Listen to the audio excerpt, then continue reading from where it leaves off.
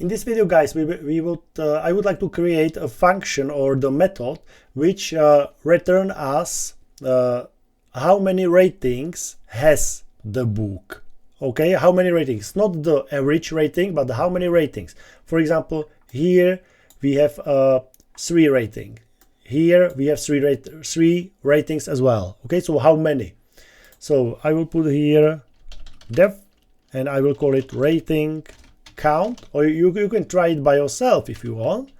I will call it self, or put here self because it's mandatory, and I would like to return len. It means length. A length of what? Self ratings. So it means the length of this list. Okay, so now every single book has this rating count method.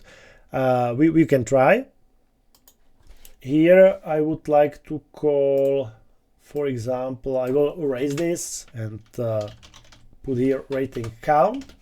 Okay, so here as well, but with the book 2, and here as well with the book 3, like this. Okay, so here we have 0 ratings. Here we have 3, and I will put here, for example, like this 2. Okay, so we have 3, 0, and 4. I will run it. 0, 3, and 4. Perfect. I like it.